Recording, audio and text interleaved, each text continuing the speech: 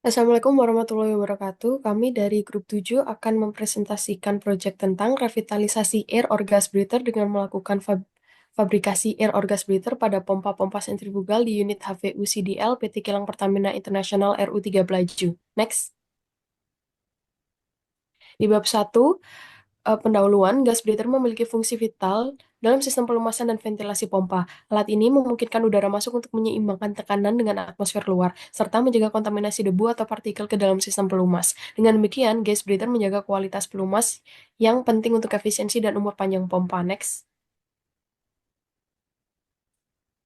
Masalah yang dihadapi adalah yang pertama, kerusakan akibat korupsi, yang kedua, kualitas material yang rendah, yang ketiga, desain yang tidak sesuai dengan kebutuhan spesifik pompa, yang keempat, kurangnya pemahaman dan kesadaran tentang fungsi air or gas breather, yang bertujuan untuk, yang pertama, meningkatkan keandalan pompa, yang kedua, mengurangi downtime dan biaya perawatan, yang ketiga, meningkatkan kesadaran dan pemahaman tentang pentingnya air or gas breather. Next.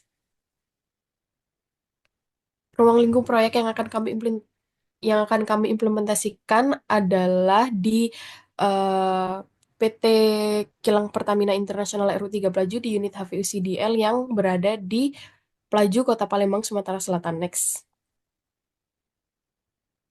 Berikut adalah kuesioner dan analisis dari proyek kita. Di sini kita akan mengetahui betapa pentingnya kita untuk mengimplementasikan air or gas breather pada pompa sentrifugal. Next. Oke, bab 2 akan mendiskusikan tentang perencanaan desain dari penerapan fungsi, reflection dari hasil kuesioner dan interview. Kita bisa menarik 6 kesimpulan yang kebutuhan dari pelanggan. Nah, dari situ kita akan melakukan tanggapan teknisi dan mengurutkan sesuai dengan prioritasnya. Nah, dari sini saya ambil 3 prioritas, yaitu penggantian pada gas breather yang sudah tidak original lagi. Tanggapannya adalah pembuatan gas breather dengan fabrikasi in-house. Yang kedua adalah pemberdayaan limbah karena kualitas masih yang bagus. Penggunaan ini, eh, maka tanggapan teknisnya adalah menggunakan bahan bekas sebagai bahan utama pembuatan gas breather. Nah, dari penerapan fungsi ini kita tidak akan menghilangkan aspek-aspek, yaitu aspek cost, quality, delivery, HSSE, dan moral. Nah, setelah itu kita akan melakukan analisa QVD. Di sini kita sudah ada tampilan dari cost of quality. Didapatkan importing rating. Di sini adalah urutan pertama adalah pembuatan gas breather in-house. Yang kedua adalah penggunaan limbah sebagai eh, bahan utama. Dari House of Quality ini dapat kita tarik kesimpulan bahwa proyek yang akan kami angkat memiliki keunggulan yang tinggi bila dibandingkan dengan produk lainnya, sehingga dapat kita simpulkan bahwa proyek ini sudah mendekati dengan kebutuhan teknisi dan layak untuk dilakukan.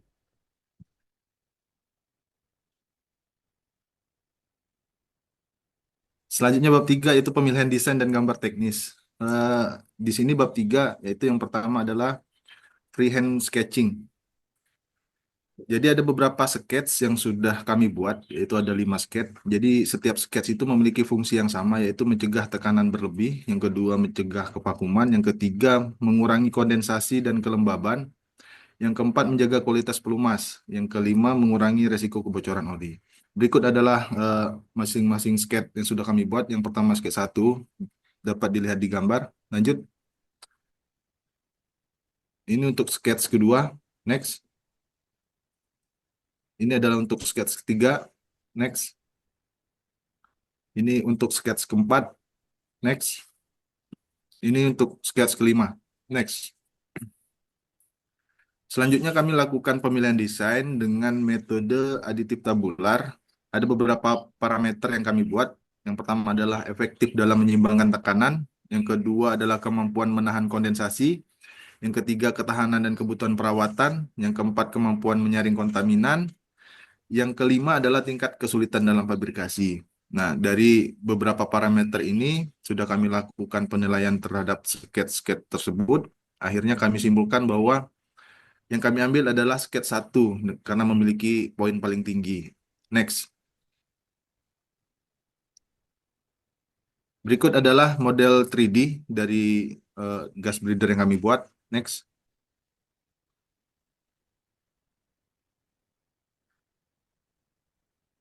Kemudian selanjutnya adalah tampilan isometrik dari gas breather yang kami buat beserta dimensinya. Next. Baik, untuk selanjutnya bab keempat adalah analisis teknik ekonomi, di mana bab ini membahas analisis teknik ekonomi untuk memproduksi gas berliter daur ulang. Next. Struktur biaya yang digunakan adalah menggunakan biaya tetap dan biaya variabel, di mana biaya tetap yang digunakan adalah gaji pekerja operator bubur selama 2 hari, dan biaya variabel adalah biaya bahan baku, biaya listrik, dan biaya pendukung seperti cairan pendingin atau perumus. Next. Total biaya produksi adalah kumulatif dari biaya tetap dan biaya variabel jika didapatkan total biaya adalah Rp488.696. Next.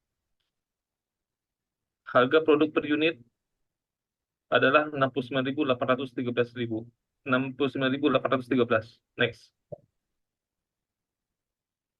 Analisis pasar yang digunakan adalah dengan melakukan eh,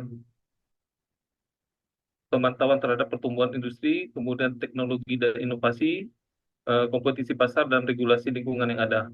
Next. Kendala dan risiko yang dapat ditimbulkan dari fabrikasi gas berliter daur ulang ini adalah ketidakpastian ekonomi, adanya perubahan teknologi, dan ketersediaan bahan baku. Next. Konversi harga gas berliter baru, yaitu harga baru dalam rupiah adalah 969.000 per unit. Next. Perbandingan benefit cost dalam hal ini adalah dengan melakukan perbandingan berupa benefit produk daur ulang, cost produk daur ulang, dan benefit dalam pembelian produk baru. Next. Analisis cost benefit ratio untuk produk daur ulang ini adalah 13,88. Sehingga rasio ini menunjukkan bahwa membuat produk daur ulang memberikan keuntungan biaya yang signifikan dibandingkan dengan membeli produk baru. Next. Jadi dapat disimpulkan dengan rasio benefit cost di atas 1, bahwa secara finansial produk daur ulang ini dinyatakan layak dan menguntungkan. Next. Selanjutnya itu adalah analisis teknis. Next. Untuk ergonomi ada antropometri, yaitu ukuran posisi air breather disesuaikan agar teknisi dapat memilih komponen ini dengan mudah. Untuk persentil produk yang dioperasikan dapat dioperasikan oleh kebanyakan teknisi karena desain mirip dengan yang aslinya. Aspek ergonomi, posisi air breather pada pompa sentrifuga mudah diakses untuk proses pemeliharaan. Next. Untuk pemilihan material, ada 3 material, yaitu pertama stainless steel, cast iron, dan visconite. Kesimpulannya, dipilih stainless steel karena kesediaan yang banyak dan tahan korosi sehingga kekuatannya yang kuat dan estetika yang baik. Next. Untuk analisis struktur, ada analisis tegangan untuk memastikan stainless steel dapat menahan beban yang diterima baik tekanan internal maupun eksternal. Untuk perpindahan, pemilihan material stainless steel memiliki modulus elastisitas cukup tinggi yang akan mengalami perpindahan yang kecil. Untuk faktor keamanan, kemampuan material air breather tahan tegangan dan aus sehingga keamanan dapat dipertahankan. Next. Lalu untuk kesimpulan, air breather pada pompa berfungsi sebagai ventilasi dan mencegah kontaminan masuk ke dalam sistem pelumas agar pompa dapat berjalan secara efektif dan efisien. Dari House of Quality yang ditampilkan dapat disimpulkan proyek ini sudah mendekati kebutuhan teknis yang layak dilakukan. Dan kemudian material yang dipilih itu stainless steel, merupakan material yang cocok untuk digunakan untuk air breather karena resource-nya banyak serta tak kuat dan tahan korosi. Serta produk air breather ini menawarkan keuntungan ekonomi dengan biaya produksi yang lebih rendah dibandingkan beli baru secara finansial dan serta menguntungkan. Sekian dari kelompok kami. Terima kasih.